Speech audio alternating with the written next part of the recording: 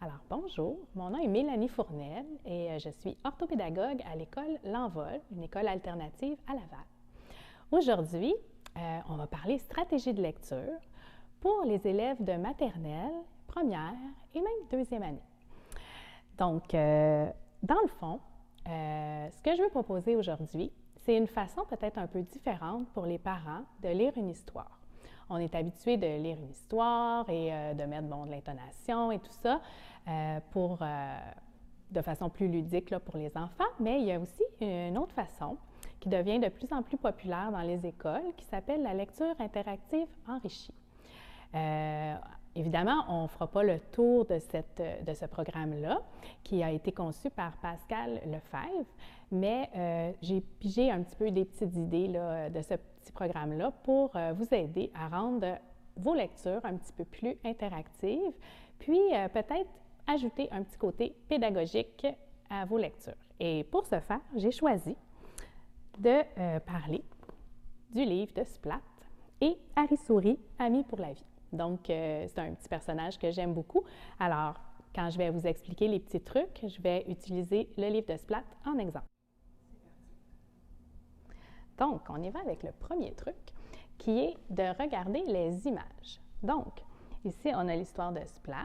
Donc, on peut commencer par regarder la page couverture. Donc, les parents, vous pouvez poser à vos enfants des questions sur la page couverture. Par exemple, de qui va parler l'histoire, qu'est-ce que tu penses qui va arriver. Donc, sur cette page couverture-ci, on voit les deux personnages, Splat le chat et Harry Souris. Puis, si on veut un petit peu plus d'indices, on peut aller jusqu'à lire le titre, qui est Splat et Harry Souris, Amis pour la vie. Donc, on peut s'imaginer que ça va parler d'amitié, ce petit livre-là. Et tout au long du livre, c'est bien de regarder les images avant d'aller lire le texte. Par exemple, l'image va nous donner toujours un petit indice là, sur ce qui va être écrit.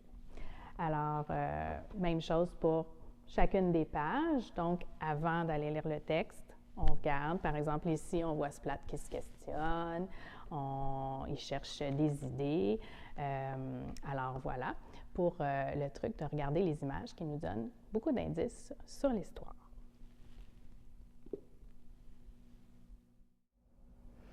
Alors, deuxième truc, c'est de faire des prédictions.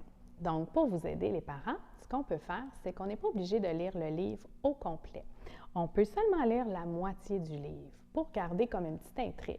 Alors, si je reprends l'exemple de Splat et Amis Souris pour la vie, c'est l'histoire d'un chat qui est ami avec Harry Souris, bien sûr, et qui va vouloir lui concocter une petite surprise. Donc, pour ce faire, il réfléchit à ses idées, il va même aller magasiner là, pour aller acheter des trucs pour sa fête et tout ça. Et pendant toutes ces étapes-là, il va mettre de côté son ami Harry Souris, il va lui dire qu'il y a des choses à faire, qu'il est beaucoup mieux d'aller jouer avec sa sœur, par exemple, et tout ça, ce qui rend son ami Harry Souris très triste. Alors, il va aussi donner des invitations à plusieurs amis. Donc, encore une fois, il s'éloigne de son ami Harry Souris. Et ici, on pourrait arrêter l'histoire ici et se demander, par exemple, qu'est-ce que vous pensez qui va arriver? Donc, les parents, vous pouvez demander à votre enfant de trouver une fin à l'histoire. Est-ce que, par exemple, les deux amis vont être en chicane? Est-ce que Harry Souris va lui faire peut-être une petite crise? Est-ce que finalement, est-ce qu'il va être content de sa surprise? Est-ce qu'il va être triste? Donc, on peut parler aussi d'émotions, tout ça. Ça va faire en sorte que les enfants vont se questionner. Puis, on peut attendre seulement au lendemain ou même quelques jours plus tard pour lire la fin de l'histoire. Et pendant ce temps-là, peut-être que les enfants vont même trouver d'autres idées. Alors, voilà pour les prédictions de lecture. Alors, comme troisième stratégie, ce qu'on peut faire, c'est trouver 5 mots de vocabulaire qu'on trouve peut-être un peu plus difficiles, que les enfants pourraient avoir besoin d'explications pour mieux comprendre. C'est souvent des mots littéraires, c'est des mots qu'on retrouve dans des livres là, souvent, mais que ce n'est pas nécessairement des mots qu'on utilise dans notre langage de tous les jours. Alors, dans mon livre, toujours avec mon exemple de Splat, on a le premier mot que j'ai repéré, dans le fond, c'est le mot « course ». Donc, ça dit Harry, tu veux bien jouer avec ma sœur? Je vais faire des courses et ça va être ennuyeux. Hein? On se rappelle que Splat, il veut toujours éloigner le Harry souris. Alors, faire des courses, bien, c'est sûr que si on questionne les enfants, pour eux, peut-être que course, ça va vouloir dire courir ou quelque chose comme ça, tandis que course, bien, ça veut dire aller faire des commissions, aller faire l'épicerie, par exemple. Donc, ça, c'est le premier mot. Le deuxième mot, ce serait Harry souris hoche la tête. Donc, hoche pour, évidemment, là, faire un signe de tête. Donc, ça pourrait être un mot qu'on explique aux enfants. On a le mot saladier. Donc, quand il prépare là, son gâteau, il va utiliser le mot saladier pour parler, évidemment, du grand bol là, dans lequel il va faire son mélange. Alors, le mot saladier, c'est rare là, qu'on entend ce mot-là aussi dans notre langage de tous les jours. Quatrième mot pour ce beau livre, c'était le mot banderole. Alors, ce n'est pas tous les enfants qui peuvent reconnaître le mot banderole. Donc, le mot banderole, bien, on essaie de trouver un synonyme, par exemple une guirlande ou quelque chose là, qui est une décoration, par exemple. Donc, plus on trouve de synonymes, plus on a des chances que l'enfant retienne le mot.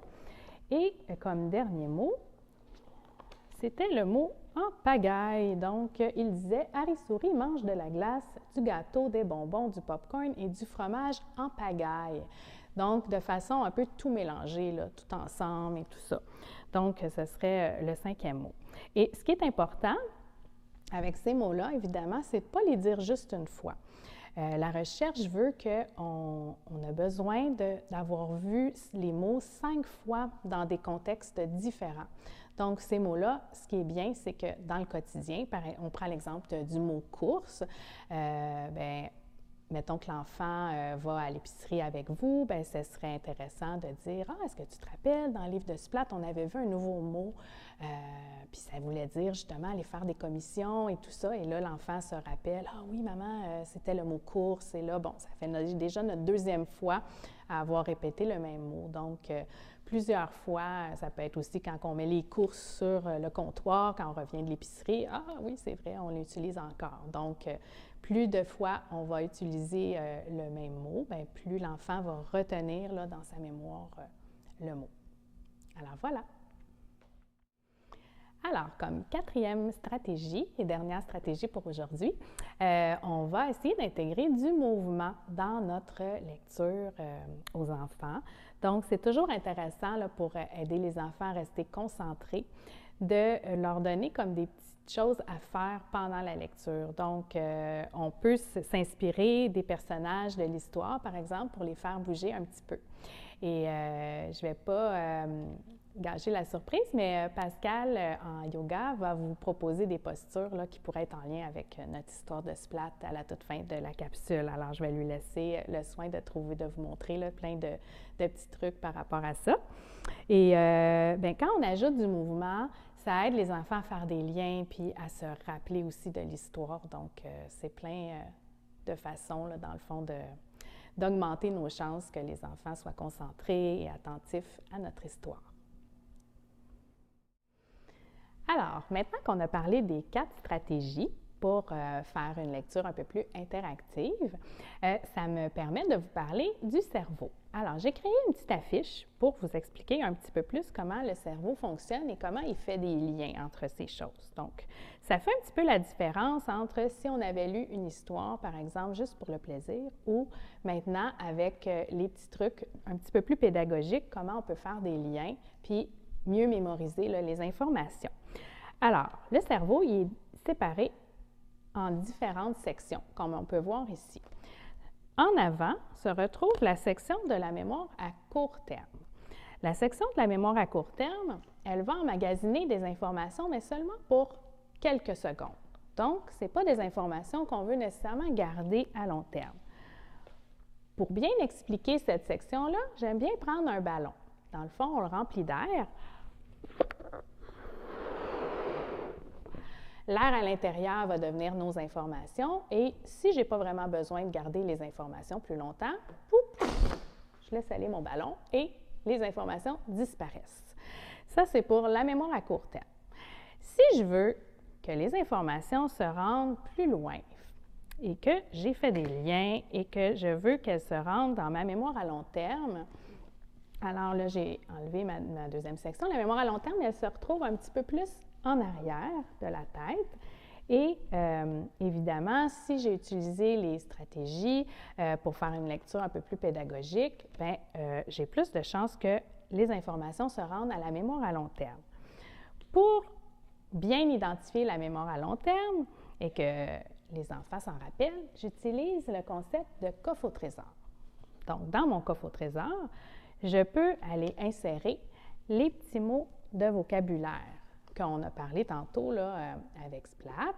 Donc, si j'ai fait plein de liens puis que je suis revenue souvent sur les mots de vocabulaire, j'ai beaucoup plus de chances de les mémoriser et qu'ils s'en viennent s'installer dans mon coffre au trésor. Donc, par exemple, on avait le mot course qu'on réutilisait à l'épicerie, qu'on réutilisait dans différents contextes. Alors, plus souvent je vais réutiliser le même mot, plus j'ai de chances qu'il soit mémorisé dans mon coffre au trésor qui est situé, là, on le disait, hein, à l'arrière de la tête. Donc, en utilisant le terme coffre au trésor, bien, ça aide les enfants à savoir que là, ils ont activé leur mémoire et que l'information va être plus importante.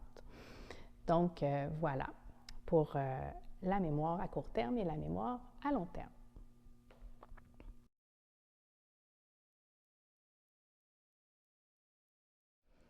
Alors, si on fait un petit résumé de tout ce qu'on s'est dit aujourd'hui pour faire une lecture interactive et augmenter nos chances que nos enfants soient plus concentrés quand ils nous écoutent faire une histoire, on parle des images. Il ne faut pas oublier des images, là, comme dans l'histoire de Splat. On fait nos prédictions, on se demande qu'est-ce qui va arriver. Et ensuite, on choisit 5 mots de vocabulaire plus difficiles et on essaie d'y revenir le plus souvent possible, minimum 5 fois. Et on ajoute du mouvement. Si on fait tout ça, bien, on risque d'aider notre mémoire à passer là, de notre simple petit ballon là, qui laissait aller nos informations à bien emmagasiner nos informations dans notre coffre au trésor et leur permettre de rester beaucoup plus longtemps dans notre mémoire à long terme. Alors voilà!